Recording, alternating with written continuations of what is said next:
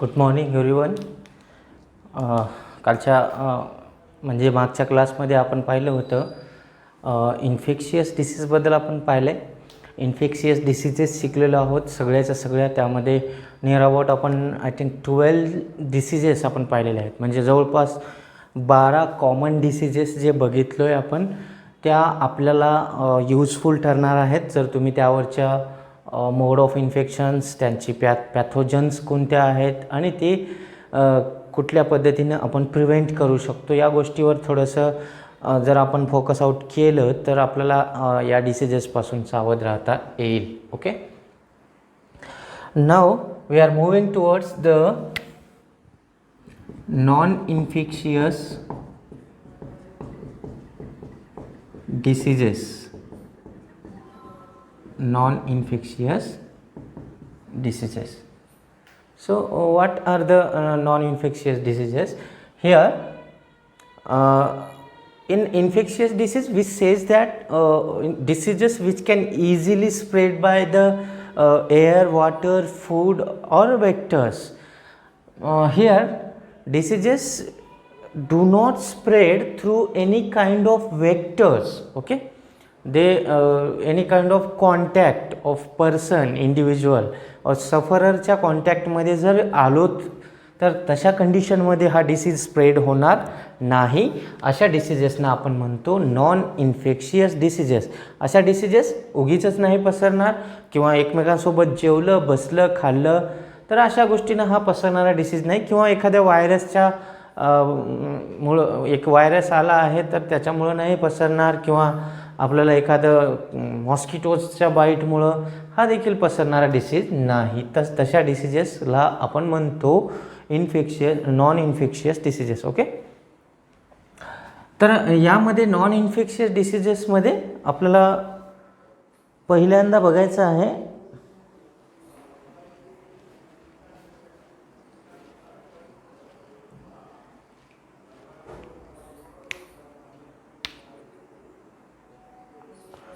पहिल्यांदा डेफिनेशन लिहून घ्यायची.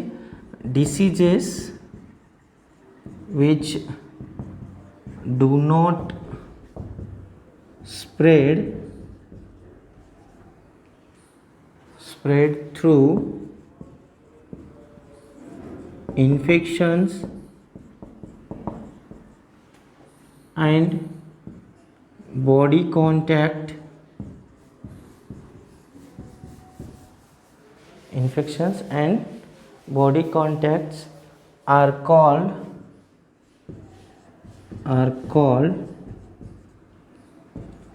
non infectious diseases. Okay, non infectious diseases. Example: cancer, diabetes and genetic disorders etc. अशी काही डिसीजेस असतात. कॅन्सर आला, त्यामध्ये डायबिटीज आलं, त्याच्यानंतर आपण म्हणू genetical disorders like heart diseases आहेत. Diabetes is also kind of genetic disorder.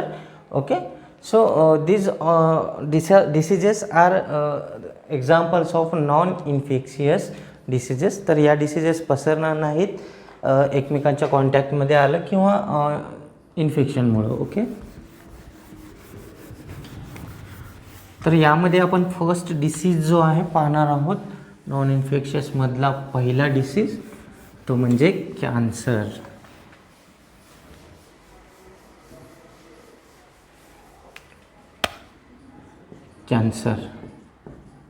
Okay, हे डिसीजेस जरी नॉन इन्फेक्शियस असतील पण हे डिसीजेस आहेत अशा प्रकारचे की त्यामुळं आपलं जे आहे डेथ देखील होत असते. डेथ होण्याच्या चान्सेस जास्त असतात या डिसीजेसमध्ये. आपण त्या इन्फेक्शियस डिसीजेसमध्ये सांगितलं होतं की तिथं आपण प्रिव्हेंट करू शकतो. त्या ठिकाणी आपण ट्रीटमेंट पण अवेलेबल आहेत, वॅक्सिन्स आहेत बिफोर डिसीज. पण या ठिकाणी जे आहे, एक हा डिसीज जर सपोज करा आपल्याला एखादा ट्यूमर झालेला असेल बॉडीमध्ये कुठं, तर त्या ठिकाणी मग आपण त्याला म्हणतो कॅन्सर. आणि ट्यूमर म्हणजे काय, एक uncontrol and abnormal growth of cell. मग त्या ठिकाणी काय होतं, ग्रोथ थांबतच नाही. सपोज करा कॅन्सरच्या टाईप्स आहेत, व्हेरियस टाईप्स आहेत आपल्याकडं. सार्कोमा टाईपचा कॅन्सर होईल, कार्सिनोमा टाईपचे कॅन्सर्स आहेत, याच्यामध्ये बरेचसे आहेत. ब्लड कॅन्सर, त्याच्यानंतर थ्रोट कॅन्सर असेल, किंवा आपण ब्रेस्ट कॅन्सर होतो, या वेगळ्या कॅन्सर्स आहेत. तर त्याच्यापैकी कुठल्याही जर सपोज करा ब्लड कॅन्सर झाला तर आपल्याला डेथ शिवाय पर्याय नाही. म्हणजे पर्याय आहेत पण ते खूप कॉस्टली आहेत, ते आपण करू शकत नाही. अशा प्रकारच्या याच्या ट्रीटमेंट्स आहेत. तर या नॉन इन्फेक्शियस डिसीजेसमध्ये नेमकं काय होत असतं आणि ते कशामुळं स्प्रेड होतात, कशामुळं होतात हे डिसीजेस, हे आपल्याला आता बघायचं आहे. पहिल्यांदा आपण कॅन्सरची ग्रोथ डेफिनेशन लिहूया. नेमकं कॅन्सर कशाला डिफाईन करायचं. Okay, so write down definition.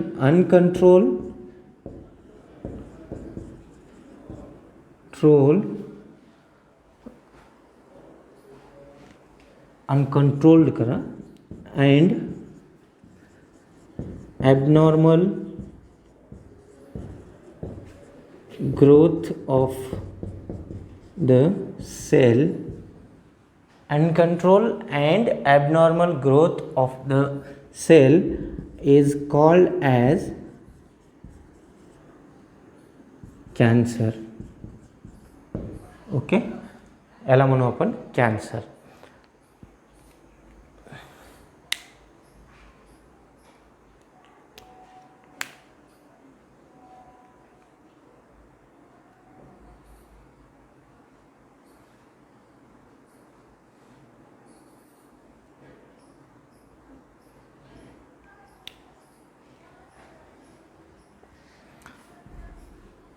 Okay, या ठिकाणी दोन प्रकारचे कॅन्सर असतात. मॅलिग्नंट असतं आणि दुसऱ्या टाईपचं असतं जो नॉन मॅलिग्नंट किंवा त्या ठिकाणी ट्यूमर नसतं.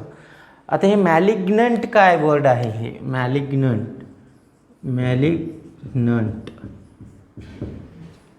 मॅलिग्नंटचा अर्थ होतो ग्रुप ऑफ म्हणू आपण, किंवा लंप ऑफ कॅन्सरस सेल्स. म्हणजे सपोज करा this is one kind of cancer cell. Okay, हे सेलला आता इन्फेक्शन झालेलं आहे, कॅन्सर या सेलला झालेलं आहे, एका सेलला. तर याच्यामध्ये डेफिनेशननुसार आपण काय सांगितलं की अनकंट्रोल किंवा ॲबनॉर्मल ग्रोथ. अनकंट्रोल्ड म्हणजे रॅपिड याचं मल्टिप्लिकेशन होणार सेलचं. तर अशा प्रकारचे नंबर ऑफ सेल्स खूप फास्ट आणि त्याला आपण म्हणू रॅपिड ग्रोथ होत असते. आणि अशा प्रकारचा एक ग्रुप ऑफ सेल बनतो कॅन्सरस सेलचा. हे काय आहे असं म्हणू आपण, group of cancerous cells is known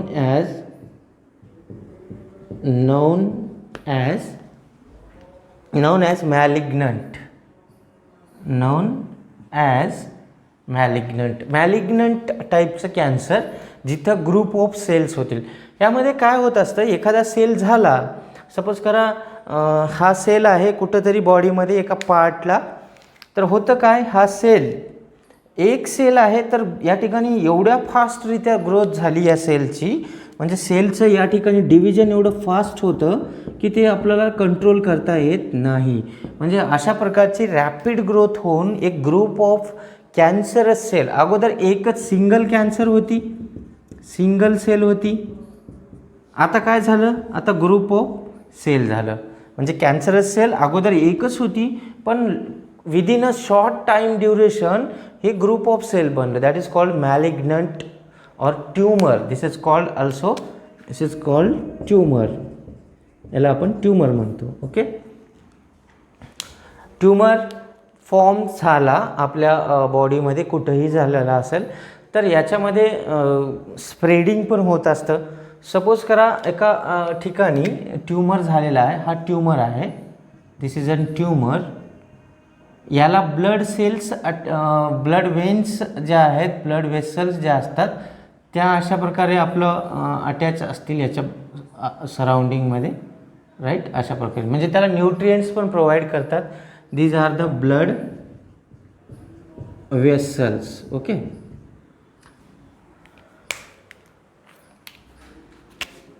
हे बॉडी पार्ट फर्स्ट.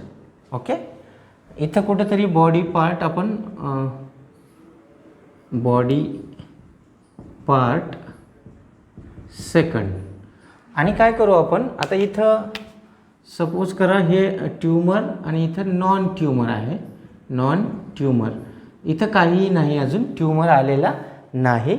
मग काय होतं, या ठिकाणी जेव्हा न्यूट्रिएंट्स सप्लाय होतात या ब्लड वेसल्स थ्रू, काय सप्लाय केलं जातं याला, या ग्रोथ सेलला, म्हणजे रॅपिड ज्यांची ग्रोथ होत आहे यांच्या थ्रू काय न्यूट्रिएंट्सचं सप्लिमेंट केलं जातं. ऑक्सिजन सप्लाय करणं, न्यूट्रिएंट सप्लाय, हे ब्लड वेसल्सचं काम आहे. मग काय होतं की हे जे ट्यूमर आहे, काही दिवसानंतर याचं पॉप्युलेशन वाढलं, याच्यामध्ये नंबर ऑफ सेल्स वाढतात, ट्यूमर तयार होतो असा. ओके. हा झाला एक ट्यूमर, हा झाला ट्यूमर, दॅट इज मॅलिग्नंट. आता ग्रुप ऑफ कॅन्सरस सेल्सचा ट्यूमर कधी कधी काय होतो, हा स्प्रेड होतो. याच्यामध्ये त्याच्या काही सेल्स, कॅन्सरस सेल ब्लडमध्ये येतात.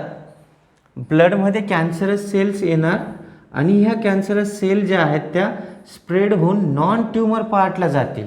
नॉन ट्यूमर पार्टला एखादी सेल आली, एक सेल आली. ओके. ही सेल आली, ही आहे काय कॅन्सरस सेल आली, नॉन ट्यूमर पार्टकडे आली. मग काय होणार, आता ह्या ठिकाणी जो नॉन ट्यूमरवाला रिजन होता बॉडीच्या दुसऱ्या पार्टला, दुसऱ्या साईडला कुठेतरी, त्या ठिकाणी मग ट्यूमर तयार होणार असा, परत असा एक tumour.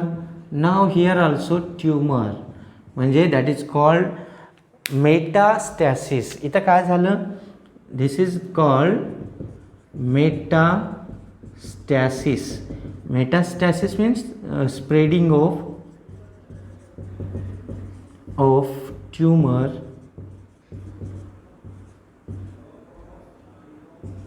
from one place to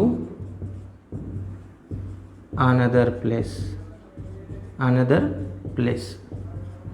असं होतं आणि बॉडीमध्ये सगळीकडे ट्यूमर्स व्हायला सुरुवात होतात. मग बॉडी पार्ट्स डॅमेज करतील, ट्यूमरमध्ये कधी कधी ट्यूमर कापून टाकावं लागतो. असे जे काही कारणं जे होतात या डिसीजमध्ये दिसतात. तर आपल्याला बघायचं आहे हा कॅन्सर नेमकं होतो कशामुळं, काय रिझन्स आहेत त्याच्यामागचे ते बघूया. तर आपल्याला हा डिसीज जितका आपल्याला वाटतोय की नॉन इन्फेक्शियस आहे, हा ठीक आहे की तो तुमच्या घरात दुसरं कोणाला होणार नाही जर तुम्हाला झाला तर, पण हा डिसीज तुम्हाला झाला याचा अर्थ जो आहे तो तुम्हाला झाला म्हणजे तुमची त्या ठिकाणी डेथ होण्याच्या चान्सेस वाढल्या. ओके. तर कॅन्सर कुठं कुठं होऊ शकतो, व्हेरियस ऑर्गन्सना होईल, various organs like can occur in various organs like माउथमध्ये होणार, ब्रेनमध्ये होऊ शकतं, ब्लडमध्ये होईल, ब्लड सेल्समध्ये. ओके. ब्लड सेल्समध्ये होणार.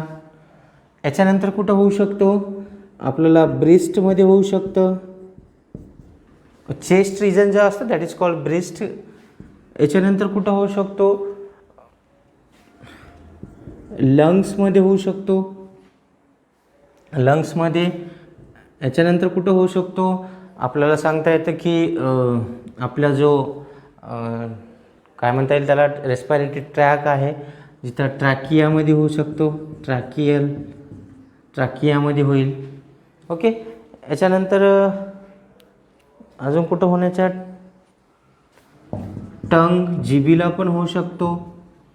त्याच्यानंतर होऊ शकतो स्टमकमध्ये, एक्सेट्रा ऑर्गन्स आहेत, भरपूर साऱ्या ऑर्गन्समध्ये हे होण्याचे चान्सेस असतात. तर हे काही साईट झाल्या जिथे जिथे हे कॅन्सर होईल. याच्यानंतर बघूया हे कशामुळं नेमकं होतो. तर सगळ्यात महत्त्वाचं कन्झम्पशन ऑफ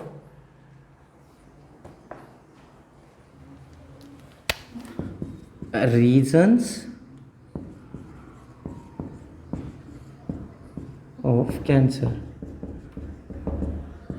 रिझन्स ऑफ कॅन्सरमध्ये आपण पहिल्यांदा बघू कन्झम्पशन ऑफ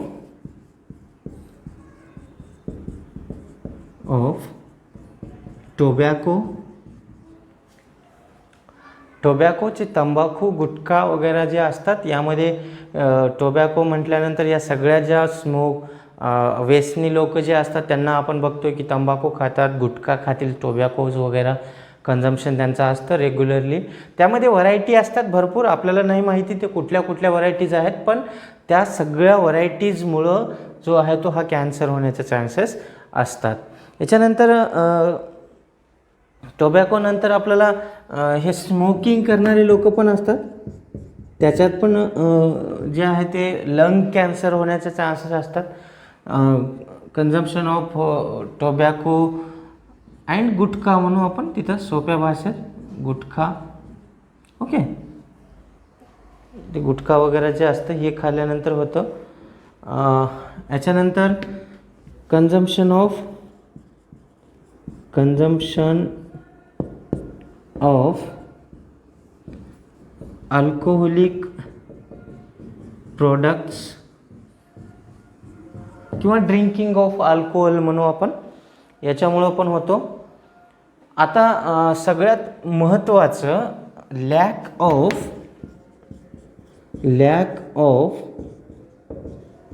फायबर कंटेंट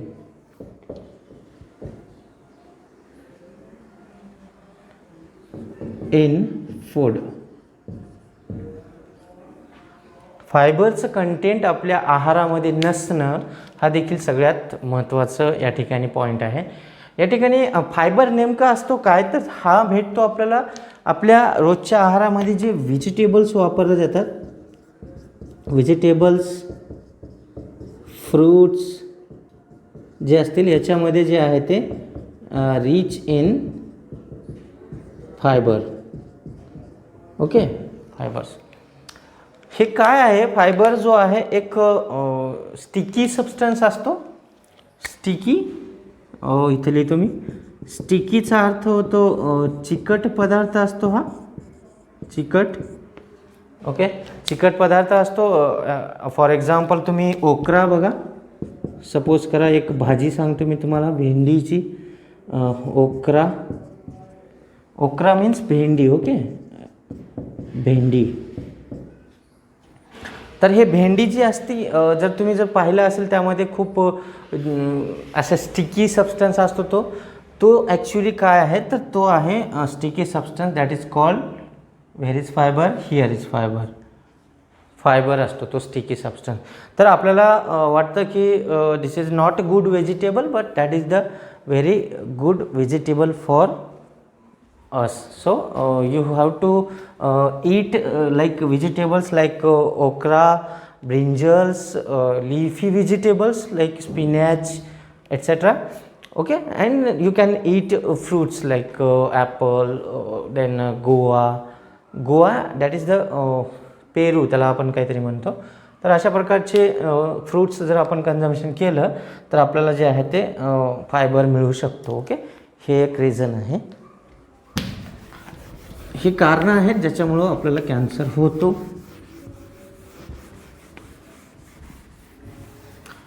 आता याच्या व्यतिरिक्त आणखीन कारणं असतात. आणखीन कुठले कारणं असतात तर आपण म्हणू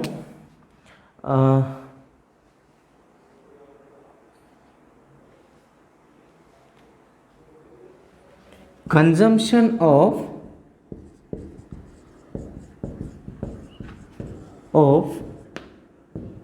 जंक फूड. जंक फूड कोणते, पिझ्झा, बर्गर एक्सेट्रा. यांचं कन्झम्पशन केलं तरी देखील आपल्याला कॅन्सर होण्याचे चान्सेस असतात. Okay, now final reason heredity. Heredity is also one of the reason.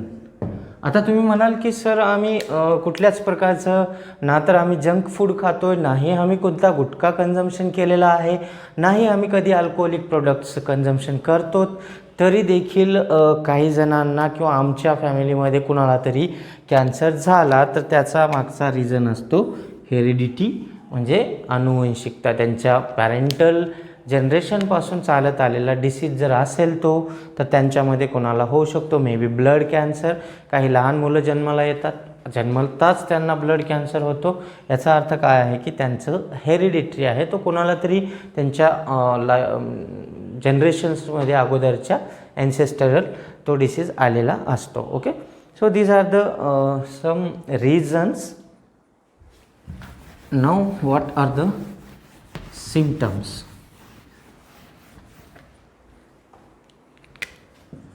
Symptoms of cancer. Chronic cough होऊ शकतो. क्रोनिक जो की जास्त काळासाठी टिकतोय अशा प्रकारचं. Hoarse voice.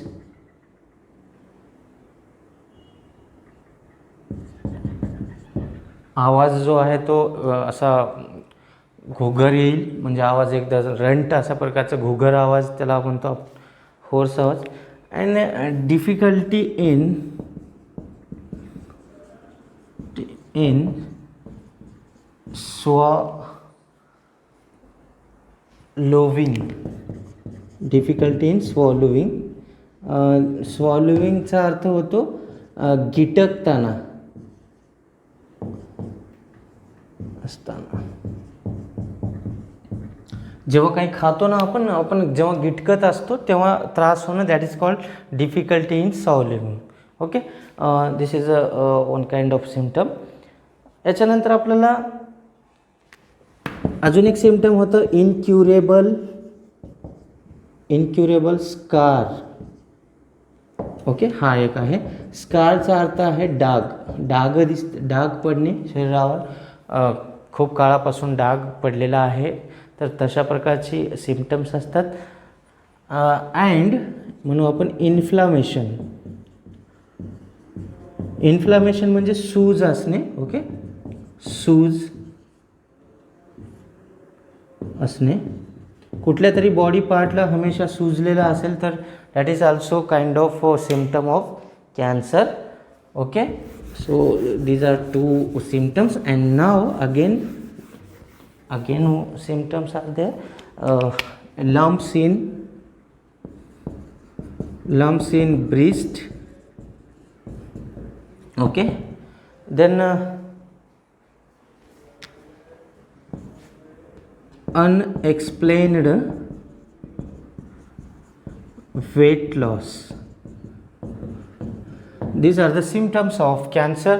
Lumps in breast, जे चेस्ट रिजन असतो या ठिकाणी सूज येणे, गाठी पडणे, या that is called lumps in breast, that is गाठी.